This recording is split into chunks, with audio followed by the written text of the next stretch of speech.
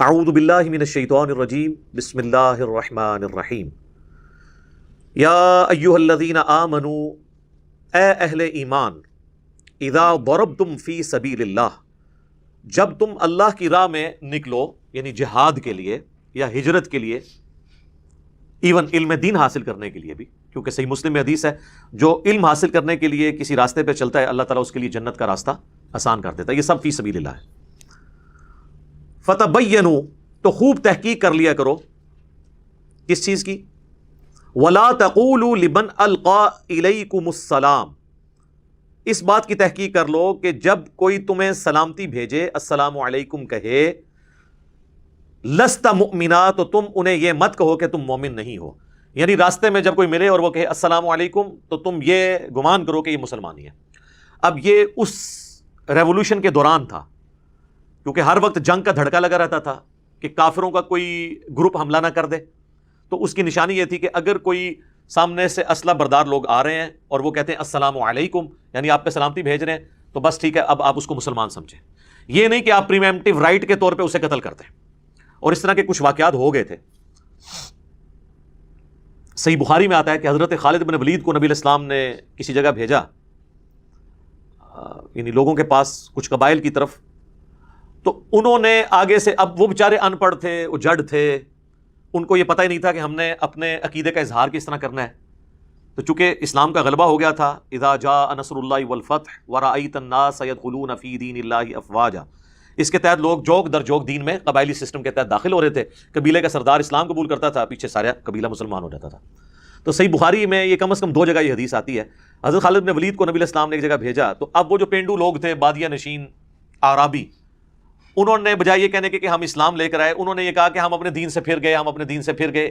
یعنی کس دین سے؟ بت پرستی کے دین سے پھر کے ہم مسلمان ہو گئے۔ تو حضرت خالد بن ولید نے اس کی انٹرپریٹیشن یہ کی کہ یہ اسلام سے مرتد ہو گئے ہیں، حالانکہ نبی علیہ السلام کا مبارک زمانہ ہے۔ اب ان بیچاروں کے پاس کوئی الفاظ نہیں تھے یہ کہنے کے کہ ہم مسلمان ہو گئے، وہ یہ کہتے تھے اسی اپنا، جس طرح آج کل کوئی ہے گا اسی فرقہ چھوڑ دیتا، یہ مطلب نہیں ہے کہ وہ کافر ہو گئے، تو وہ کہتے تھے ہم اپنا دین چھوڑ دیا، یعنی پرانے دین کو چھوڑ کے ہم اسلام پہ آ گئے۔ تو حضرت خالد بن ولید نے ان کو قتل کرنا شروع کر دیا۔ تو وہاں پہ پھر انہوں نے کچھ صحابہ کے والے بھی بندے کیے کہ اپنے اپنے حصے کے لوگ قتل کرو، یہ مرتد ہے۔ تو وہاں پہ پھر حضرت عبداللہ ابن عمر، باقی صحابہ نے کہا کہ یہ تو کوئی طریقہ نہیں ہے، ہم نبی علیہ السلام سے پہلے اس کی اجازت لیں گے۔ نبی علیہ السلام کے پاس پہنچے تو انہوں نے کہا یا رسول اللہ، ہم نے تو اپنے اس پرانے دین سے پھرنے کا اناؤنسمنٹ کی تھی، ہمیں نہیں پتا کہ ہم نے کس طریقے سے اس چیز کا اظہار کرنا ہے۔ تو نبی علیہ السلام کو اتنا غصہ آیا، آپ نے 2 دفعہ فرمایا، اے اللہ، خالد ابن ولید نے جو کچھ کیا میری کوئی ذمہ داری نہیں ہے، میں خالد کے اس عمل سے بری ہوں۔ یعنی اس کا جو وبال ہے یا اس غلطی کا جو خمیازہ ہے وہ اس نے خود اٹھانا ہے۔ نبی علیہ السلام نے قتل ناحق کے اگینسٹ اپنے آپ کو اعلان برات کر دیا۔ اور اسی کو سپورٹی وہ حدیث ہے جو میں درجنوں دفعہ بیان کر چکا ہوں، حضرت اسامہ ابن زید کے بارے میں۔ ایک جھڑپ کے دوران جب کافر ان کی تلوار کے نیچے آیا تو اس نے کلمہ پڑھ دیا، حضرت اسامہ ابن زید نے پھر بھی اسے قتل کر دیا، یہ سمجھتے ہوئے کہ یہ ڈر کے کلمہ پڑھ رہا ہے، اندر سے کافر ہی ہے۔ عین ممکن ہے ایسا ہی ہو، لیکن اسلام ظاہری کلمے کا کتنا احترام کرتا ہے۔ ان کو یہ کلک تھا کہ یہ میرے سے کام مس ہینڈل ہوا ہے۔ کچھ دنوں کے بعد انہوں نے خود اللہ کے نبی سے عرض کیا کہ اللہ کے نبی صلی اللہ علیہ وآلہ وسلم، اس طرح ایک جنگ کے دوران جب ایک کافر کے ساتھ میری لڑائی ہوئی، جب وہ میری تلوار کے نیچے آیا تو اس نے کلمہ پڑھ دیا، لیکن میں نے پھر بھی اسے قتل کر دیا۔ آپ فرمایا اسامہ، جب اس نے کلمہ پڑھ لیا تھا پھر بھی تو نے اسے قتل کر دیا، کیوں؟ کہا یا رسول اللہ، اس نے ڈر کے کلمہ پڑھا۔ آپ فرمایا تو نے اس کا دل چیر لیا تھا۔ اسامہ تو کیا کرے گا جب قیامت والے دن اللہ کے حضور وہ کلمہ پڑھتا ہوا تیرے خلاف مقدمہ قائم کرے گا؟ اسامہ تو کیا کرے گا؟ اسامہ تو کیا کرے گا؟ حضور اس بات کو اتنی دفعہ ریپیٹ کرتے رہے کہ اسامہ ابن زید کہتے ہیں میرے دل میں خواہش ہوئی کاش حضور خاموش ہو جائیں اور آج سے پہلے میں کافر ہوتا، آج میں کلمہ پڑھ کے مسلمان ہوتا، کم از کم میرا یہ گناہ تو دھل جاتا کہ میں نے ایک بندے کو ناحق قتل کر دیا۔ اچھا، حضرت اسامہ نے نہیں کہا یا رسول اللہ میں نے دل چیر لیا تھا، کیونکہ اللہ کے ولی تو دل کا حال جان لیتے ہیں۔ ہمارے گھوڑے کے قدموں کی خاک اگر ہمارے گھوڑے کے نتنوں میں بیٹھے تو اس کو کوئی غوث کتب ابدال نہیں پہنچ سکتا، جب وہ دلوں کے حال جان لیتے ہیں تو یا رسول اللہ میں نے تو دل چیر لیا تھا۔ نہ، اس زمانے میں عقیدے نہیں ہوتے تھے، یہ کہانیاں نہیں ہوتی تھی۔ تو اس میں سے یہ بھی ایک مورل لیسن یا مدنی پھول اس میں سے نکلتا ہے عقیدے کی اصلاح کا۔ انہوں نے یہ نہیں کہا اور الٹا پریشان ہو گئے۔ اچھا، یہاں میرا معصومانہ سوال ہے کہ اگر ایک شخص میدان جنگ میں ایک صحابی کو قتل کرنے کے لیے آیا ہے اور جب وہ تلوار کے نیچے آیا، عین ممکن ہے کہ وہ ڈر کے کلمہ پڑھ رہا ہو، اور نبی علیہ السلام کہہ رہے ہیں کہ اس کے کلمے کا بھی احترام ہے، اور اسامہ تو اللہ کے حضور پکڑا گیا تو میں نے تو تیرے کوئی کام نہیں آنا.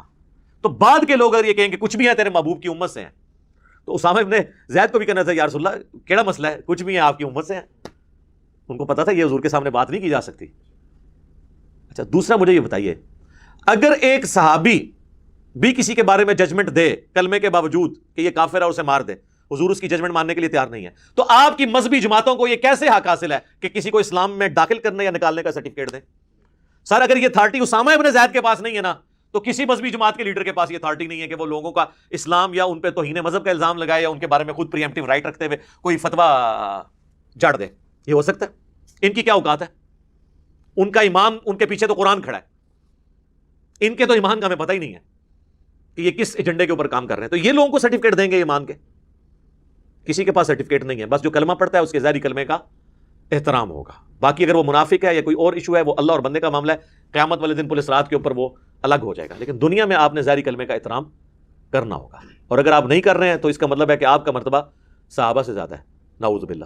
اگر اسامہ بن زید کو حضور کہہ رہے ہیں میری کوئی ذمہ داری نہیں ہے, اللہ کے حضور اگر اس نے مقدمہ قائم کیا تو سر آپ کی ذمہ داری بھی, آپ کا بھی جو ذمہ ہے رسول اللہ کے حصے سے اٹھ چکا ہے, کیونکہ آپ علیہ السلام پھر آپ کو بھی نہیں اٹھائیں گے.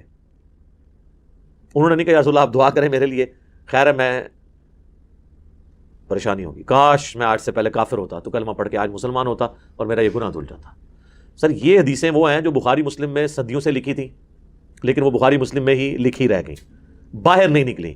باہر نکلتی تو آج یہ جو قتل و غارت کا بازار گرم کیا ہوا ہے توہین مذہب کے نام کے اوپر, گستاخیوں کے نام کے اوپر اور فتووں کے نام کے اوپر, تو یہ معاملات نہیں ہونے تھے. اور اللہ کا شکر ہے ہمارا یہ پلیٹ فارم ہے, ورنہ آپ کی آنے والی نسلیں تو اس دین سے متنفر ہو جاتی. جو دین کا حلیہ آپ نے بگاڑ کے پیش کیا ہے نا, مرنے اور مارنے والا, کسی نے اس دین کو قبول ہی نہیں کرنا تھا. انہوں نے کہنا یہ تو ہم انسیکیور ہیں. ایک گورا کافر ہے, سیکیور ہے, جیسے ہی مسلمان ہوتا ہے انسیکیور ہو گیا, کیونکہ اگر وہ شیعہ ہو گیا تو دیوبندی اور بریلوی اور اہل حدیث کہیں گے اس کو مار دو, اور اگر وہ اہل حدیث ہو گیا تو بریلوی اور دیوبندی کہیں گے انگریزوں کی پیداوار ہے, خوارج کی جماعت ہے. دیوبندی ہو گیا تو بریلوی نے کہنا گستاخ رسول ہے, بریلوی ہو گیا تو باقیوں نے کہنا ہے مشرک ہے. تو وہ تو کہے گا بھائی میں باہر ہی ٹھیک ہے, میں سکون زندگی گزارن دو, جی 4 دن کی زندگی میں سکون نال کاٹ لواں.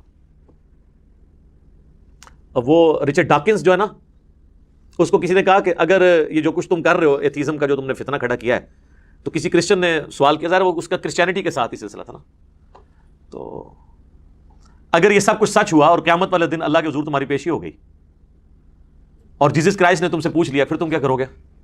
اس نے کہا کہ میں ادھر جیسس کرائسٹ سے کہوں گا کہ جن لوگوں کے حوالے آپ اپنا دین کر کے گئے تھے نا, ان سے میں کم از کم بہتر تھا. ٹھیک ہے, اور یہ بات ریالٹی ہے, ان سے بہتر تھا جو کچھ انہوں نے دین کا حلیہ بگاڑا ہے. تو اگر یہ دین آپ کا دین تھا جس کو آپ بھی قیامت والے دن آن نہیں کر رہے, جی یہ انجیل کے اندر لکھا ہے کہ قیامت والے دن لوگ حضرت عیسیٰ کے پاس آئیں گے کہ جیسس کرائسٹ ہم نے آپ کے نام پہ بے علاج مریض ان کو شفا دی اور یہ سب کچھ کیا, تو وہ کہیں گے سحقن سحقن لمن غیر بعدی, ان کو مجھ سے دور کر دو. یہی تو تھا جس کے اوپر وہ احمد ادا صاحب نے وہ جمی سگارڈ سے مناظرہ جیتا تھا. اس نے کہا لائیں لا علاج مرض حضرت عیسیٰ کے نام پہ اسے صحیح کر دیں گے, تم محمد کے نام پہ اسے کرو. ان کا تمہارے بارے میں تو پہلے ہی موجود ہے, تمہیں تو دھتکار دیا جائے گا. اور سر یہ حدیث بخاری مسلم میں بھی ہے, میرے حوضے کوثر پہ بھی لوگ لائے جائیں گے, میں پلانے لگوں گا جب تو کہا جائے گا انہوں نے آپ کے بعد آپ کے دین کا حلیہ بگاڑ دیا. سحقن سحقن لمن غیر بعدی, اور اس میں الفاظ ہیں میں بھی وہی کہوں گا جو عیسیٰ ابن مریم کہیں گے, اے اللہ جب تک میں ان میں موجود تھا ان پر گواہ تھا, جب تو نے مجھے اٹھا لیا پھر تو ان پر گواہ تھا. اب یہ تیرے بندے ہیں, چاہے انہیں معاف کر دے چاہے ان کے ساتھ جو ہے وہ تو عذاب والا معاملہ کرے. تو اللہ فرمائے گا آج صرف سچوں کو سچا عقیدہ فائدہ دے گا. باتیں ساری ایک ہی ہیں, وہ سارے مذاہب میں آپ کو گھوم پھر کے سورس ایک ہی نظر آ رہا ہے. ایک ہی طرح کی خرابیاں انبیاء کے ماننے والوں میں آتی ہیں اور وہ پھر آگے ٹرانسفر ہوتی ہیں. بہرحال اللہ تعالیٰ فرما رہا ہے کہ اگر کوئی کہنا سلام بھیجے تو کہا کرو مومن ہی اسے تصور کیا کرو, یہ نہ کہا کرو تم مومن نہیں ہو. تب تغون عرض الحیات الدنیا, کیا تم دنیا کی جو دولت ہے اس کے سامان کی تلاش میں پڑ گئے ہو. یعنی اس میں یہ بھی لالچ ہوتی تھی نا, اگر کسی کو قتل کر دیا تو اس کا مال غنیمت میرے ہتھے چڑھ جائے گا, اس کی عورت میرے ہتھے چڑھ جائے گی. اب یہ دیکھ لیں, یہ بریلوی دیوبندی اہل حدیثوں سے بات نہیں ہو رہی ہے, صحابہ کرام سے ہو رہی ہے. ٹھیک ہے, ان کا بس چلے تو یہ آیتیں ہی قرآن سے نکال دیں گے, اس میں تو صراحت توہین صحابہ ہے کہ صحابہ کرام کو اللہ تعالیٰ کہہ رہا ہے کہ تم دنیا کی محبت کے طلبگار ہو اور تمہیں کوئی اگر کہتے آ کے تو اسے مسلمان مان لیا کرو. ظاہر ہے یہ عبداللہ ابن ابی کے بارے میں تو نہیں ہے نا, وہ تو پہلے ہی مسلمان نہیں تھے, ان کو کسی کے اسلام سے کیا غرض تھا. فعند اللہ مغانم کثیرہ, بس اللہ کے پاس تو بہت غنیمتیں ہیں, وہ تمہیں غنی کر دے گا. دنیا میں تو ابھی قادسیہ اور یرموک کے بعد اربوں ڈالرز تمہارے پاس دنیا کے آنے والے ہیں, اور آخرت کی تو جنتیں تمہارا انتظار کر رہی ہیں, کوئی ٹینشن نہ لو. کذالک کنتم من قبل, کتنی زبردست بات آئی, تم بھی تو پہلے یہی کچھ تھے نا, تم بھی تو کافر ہی تھے نا, تو اپنے آپ کو جو میں اکثر لوگوں کو کہتا ہوں یار آپ لوگ بھی تو پہلے بریلوی دیوبندی اہل شیعہ تھے نا، تو آج دوسروں کو بھی تھوڑا مارجن دیں. اگر کسی کو بات سمجھ نہیں آتی ہے تو اسے قطع تعلق ہی نہ کریں. شروع میں تو آپ کو بھی سمجھ نہیں آتی تھی نا، آہستہ آہستہ بات سمجھ آئی. تو اب اپنی جگہ اس کو بھی رکھ کے دیکھیں کہ آپ جب یہ تھے تو آپ بھی یہی کچھ سوچتے تھے، تو اس کو ٹالرنس کے ساتھ بیہیو کریں. اس طرح تم بھی تو پہلے اسی طرح تھے. فمن اللہ علیکم، تو اللہ نے تم پر انعام فرمایا، احسان فرمایا. فتبینوا، تو دیکھو خوب تحقیق کر لیا کرو. اس سے پتہ چل گیا کہ صحابہ کرام کے بارے میں یہ کہ اللہ نے تم پر احسان کیا، تمہیں ایمان کی دولت ملی. اب کوئی نیو مسلم آئے تو اس کے بارے میں بدگمانی نہ کیا کرو، اور اس چکر میں نہ رہو کہ اس کو مار کے میں دنیا کا مال حاصل کر لوں گا. سر یہ آیات واضح ثبوت ہیں اس بات کا بھی کہ اسلام تلوار کے زور پہ نہیں پھیلا. اسلام نے آخری درجے تک تلوار کو اوائڈ کیا کہ اس لیول تک بات نہ پہنچے.